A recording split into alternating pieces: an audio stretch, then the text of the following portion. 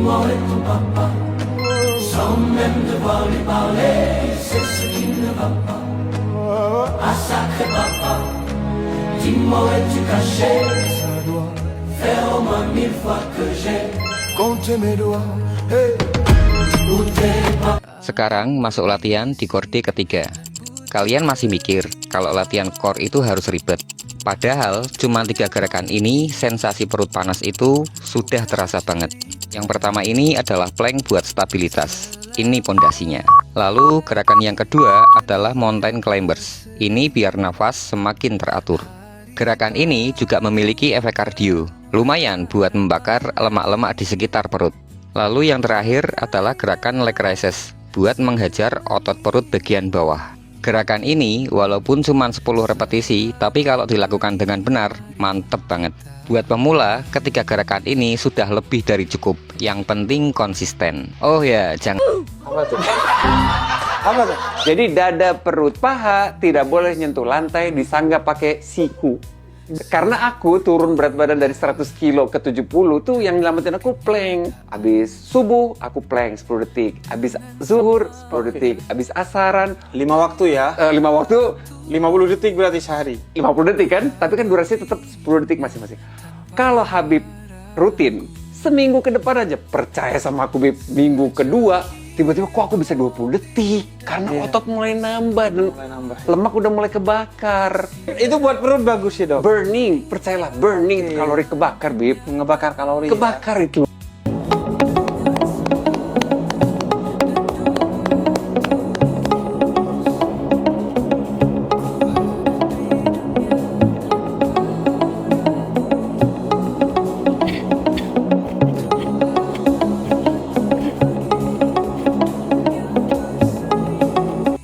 Jika lenganmu tidak luwes, jangan memutarnya seperti itu. Lakukan tepuk tangan ke depan dan ke belakang.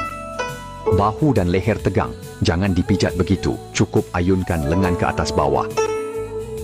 Jika punggungmu tidak nyaman, jangan menjepit punggung seperti itu, lakukan getaran punggung. Jika pinggangmu tidak nyaman, jangan menekan pinggang seperti itu, lakukan angkat kaki ke belakang. Biar kaki kuat, bukan lari, tapi cukup angkat turunkan kaki. Agar panggul fleksibel, bukan goyang panggul, tapi ayunkan kaki maju mundur. Yang bisa membuat lututmu terasa nyaman, bukanlah menggosok lutut seperti itu, melainkan gerakan menekuk dan meluruskan kaki. Agar pinggang terasa ringan, bukan dipijat seperti itu, tapi angkat kaki ke belakang. Squat, lancarkan limpa lambung. Putar badan, lancarkan hati empedu. Angkat lengan, lancarkan sanjau. Tekan kaki, lancarkan sanjau bawah. Here we go in 5, 4, 3, 2, 1, go! Round 1.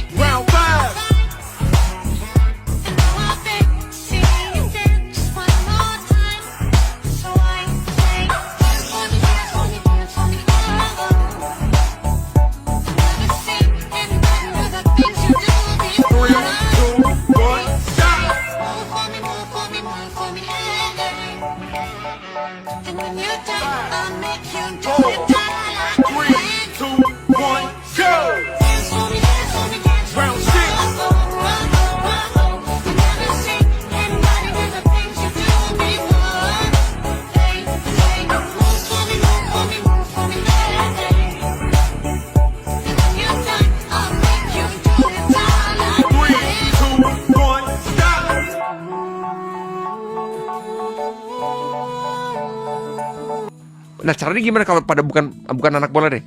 Kalau duduk atau berdiri, coba jinjit terus tahan 5 detik. Ah, ini kontraksi nih itu. Oh Jinjit. iya. Oh, coba jinjit. Iya. Tahan 5 detik, turunin lagi. Makanya kalau kamu Tahan 5 detik, jangan tangan doang ya. angkat betis, jinjit, Jinjit. turunin lagi Yang gitu. nempel di tembok itu ya gini ya. Ya, iya itu juga kan. I see. Itu dia, aktifkan otot betismu untuk membantu jantungmu. Cewek atau cowok itu harus angkat beban, terutama melatih otot kaki. Katanya 100%. otot kaki itu adalah investasi masa tua. Betul, Jadi penjelasan lebih lanjutnya, sepenting itukah otot quadricep, hamstring, dan leg ini betul, untuk masa tua, dong? betul. Nah, kalau cewek, apa betul mitos atau fakta bahwa pada cewek itu pengurangan massa otot dan kroposnya tulang akan meningkat setelah menopause? Benar sekali. Oh, kok bisa, Dok? Bedanya gimana sama cowok tuh? Jadi kita diciptakan ini kan antara rangka laki-laki dan rangka perempuan, lebih besar massa rangkanya laki-laki. Oke. Nah, dan laki-laki kan punya hormon maskulin ya. Ya, Yang testosteron. perempuan kan tidak. Iya. Semana kuatnya pun intensitas nge-gym kita, ibarat kita sama nih majunya. Yang jadi otot duluan kan pasti yang laki-laki. Betul. Nah, otomatis kan penguatan otot itu kan butuh bahan-bahan yang tadi itu, yang Iya. tidak ada di perempuan. Iya. Pada saat sudah mulai menopause, ditambah lagi sudah penurunan estrogen, gampang terjadi inflamasi, penurunan semuanya. Gampang gemuk, gampang banyak malas, libido berkurang. Kan seperti itu ya orang menopause ya, Dok ya. Iya. Nah, pada saat seperti itu sudah nggak banyak bergerak. Nah, pada kebanyakan mayoritas ya saya sebutkan ya, beda sama yang memang olahraga. Iya. Nah, kebanyakan mayoritas ini tidak mau bergerak, tidak mau olahraga. Justru penguatan otot dengan gym itu yang paling penting. Makin tua, makin wajib olahraga beban. Ternyata bukan pantangan, justru penyelamat. Otot adalah organ metabolik. Semakin tinggi massa otot, semakin tinggi juga metabolisme tubuhmu. Artinya apa? Penyakit seperti diabetes, hipertensi, dan penyakit jantung bisa turun drastis. Semakin tambah usia, kita kehilangan massa otot. Begitu otot hilang, tubuh kehilangan kekuatan. Gerak jadi terbatas, selalu sering duduk, dan jadi nggak aktif. Disitulah mulai muncul osteopenia, osteoporosis, dan daya tahan tubuh yang ikut terus menurun. Karena tubuh menjadi lebih lemah, tubuh nggak bisa melawan infeksi atau stres fisik. Kabar baiknya, kamu bisa menambah atau membangun massa otot di usia berapapun. Mulailah dengan resistance training atau latihan beban 2-3 kali per minggu, dan fokus di gerakan dasar, seperti squat dan juga sit up. Mulai dengan body weight training dulu atau beban tubuh sendiri, nanti semakin latihan semakin kuat, baru semakin kamu tambah bebannya. Dan jangan lupa makan protein yang cukup supaya ototnya bisa benar-benar terbangun. Kita olahraga bukan cuma buat six pack, tapi juga supaya bisa berdiri sendiri saat usia 70 tahun.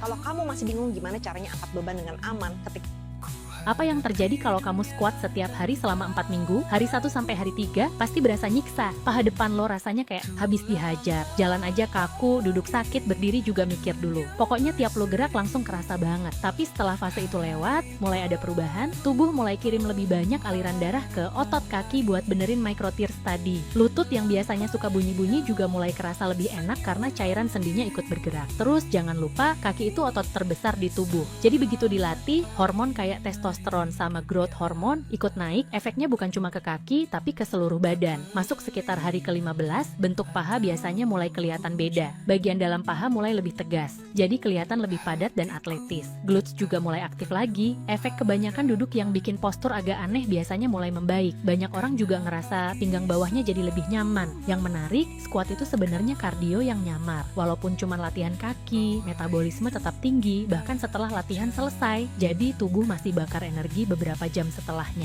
Santai aja, nggak harus pakai beban berat kok. Yang penting konsisten dan repetisinya cukup. Kalau udah sampai hari ke-30, biasanya cara jalan sama berdiri udah beda. Lebih tegak, kaki lebih kuat, stamina juga naik. Jadi sekarang pilihannya simple, mau lanjut rebahan atau coba turun sekarang dan gas 20 squat dulu? lari, berenang, naik sepeda, sepak bola, tenis, semuanya adalah bukan melatih otot rangka, tapi yang dilatih adalah otot jantung. Kardio. Makanya kenapa kardio di sini oke, bagus gak bagus. Tapi bro, ini otot rangka kok nggak pernah dilatih. Otot rangka nggak dilatih, maka yang terjadi pelemahan tulang. Tulangnya lemah, geraknya lebih sedikit. Ketika geraknya sedikit, lemaknya meningkat. Ketika lemaknya naik, tekanan darahnya naik gak? Naik. Gula darahnya naik gak? Naik. Trigliseridanya naik gak? Kolesterolnya naik gak? Biasanya terjadi pengentalan darah. Nah jadi tinggi. Kenapa kadar lemaknya tinggi? Karena tulangnya lemah. Kenapa tulangnya lemah? Karena nggak pernah latihan otot. Apa jadinya kalau kamu melakukan 100 squat setiap hari selama 30 hari? Hari pertama, kakimu terasa baik-baik saja. Sampai akhirnya tidak lagi. Terjadi robekan mikro pada otot paha depan, quadriceps, dan gluteusmu menjelang malam. Naik turun tangga terasa seperti serangan pribadi. Hari kedua dan ketiga, duduk terasa sakit, berdiri juga sakit. Bahkan turun ke toilet jadi misi yang harus dilakukan dengan sangat hati-hati. Rasa perih itu adalah tanda peradangan dan proses pemulihan yang terjadi bersamaan. Hari ketujuh, aliran darah meningkat dengan cepat. Lututmu terasa lebih nyaman karena setiap squat membantu memompa cairan sinovial segar ke dalam sendi. Gesekan berkurang, pergerakan jadi lebih mulus. Hari ke-15, otot paha bagian dalam mulai mengencang dan gluteus akhirnya aktif bekerja. Setelah lama terbiasa duduk, panggulmu mulai kembali ke posisi yang lebih ideal dan ketegangan di punggung bawah mulai berkurang karena fondasi tubuhmu tidak lagi lemah. Hari ke-20, ini bukan lagi sekadar latihan kaki. Detak jantungmu meningkat di setiap sesi. Metabolisme tetap tinggi selama berjam-jam. Kamu membakar lebih banyak energi bahkan saat hanya berdiri tanpa melakukan apapun. Hari ke-30, kakimu terasa lebih padat, stabil, dan kuat menopang tubuh. Postur tubuhmu berubah tanpa usaha, dan cara kamu bergerak pun ikut berubah. Namun kebanyakan orang menyerah sebelum fase adaptasi ini terjadi.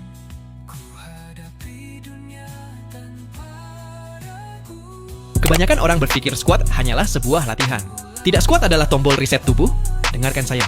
Setiap kali Anda melakukan squat tubuh, Anda menjalankan pemeriksaan sistem internal lengkap. Pergelangan kaki Anda terbuka lutut. Anda bergerak lebih baik pinggul. Anda tidak terkunci dan tulang belakang. Anda akhirnya berada di tempat apapun.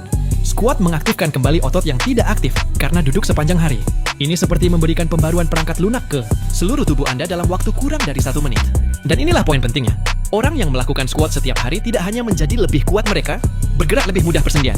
Mereka tetap lebih lancar metabolisme. Mereka tetap lebih cepat, bahkan energi mereka tetap lebih tinggi sepanjang hari. Jadi, inilah saatnya Anda lakukan squat selama 50 detik sekarang juga. Bukan untuk otot, tetapi untuk mobilitas postur dan tubuh yang terasa lebih mudah. Jika Anda menerima tantangan ini, beri komentar. Ready? 5, 4, 3, 2, 1, go!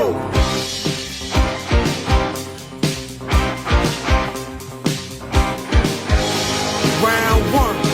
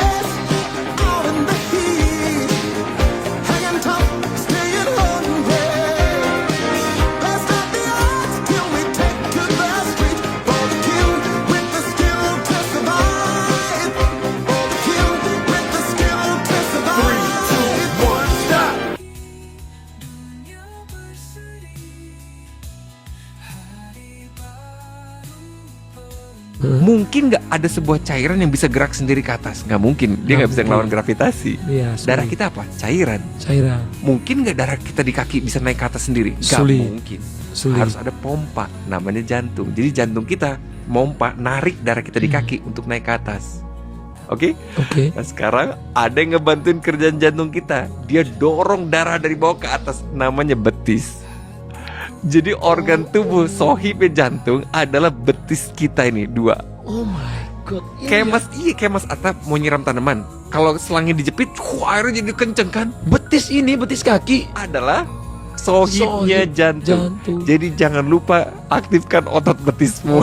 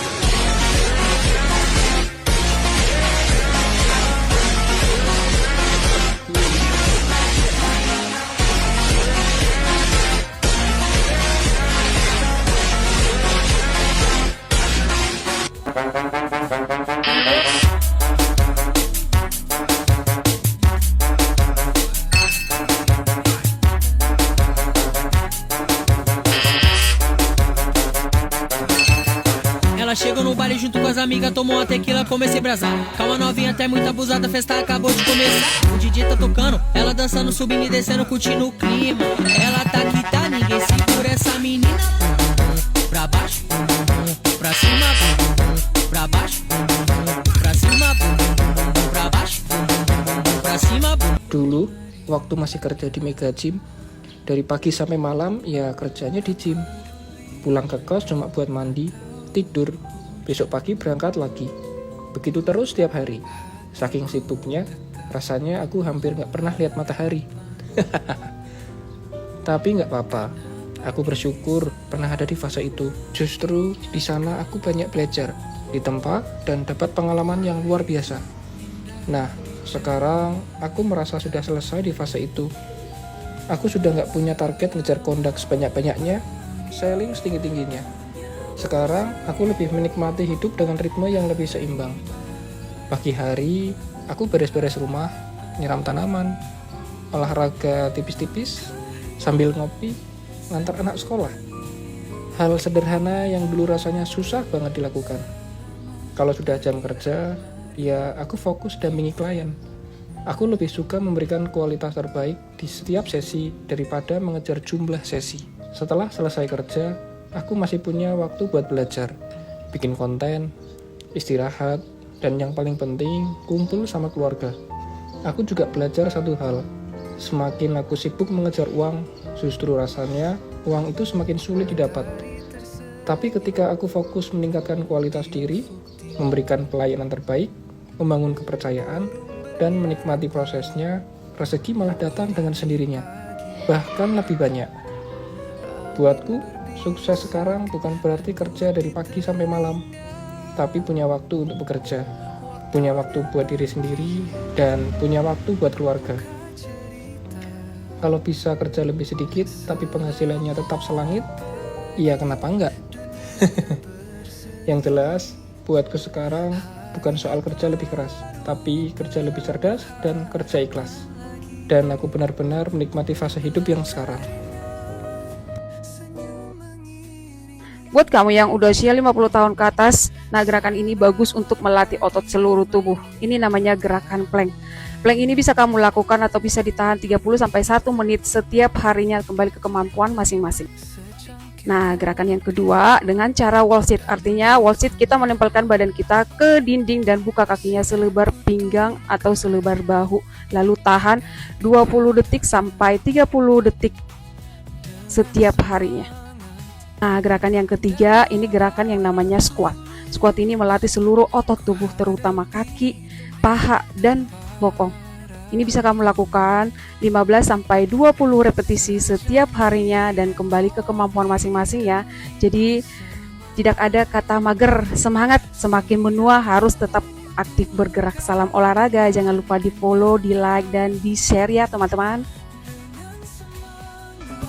Olahraga terbaik setelah bangun pagi bukan lari atau jalan santai, tapi 4 gerakan ini. Cukup lakukan bersama saya untuk melatih seluruh tubuh dari kepala hingga kaki. Rasanya sangat nyaman dan efektif. Pertama, ayunkan tangan sambil berjinjit 30 kali. Kedua, tepuk tangan depan belakang 30 kali. Ketiga, angkat dan tekan lutut 30 kali. Keempat, buka dada sambil mundur 30 kali. Kalau sudah bisa, jangan geser videonya. Ketik terima kasih di kolom komentar agar saya tahu ini bermanfaat.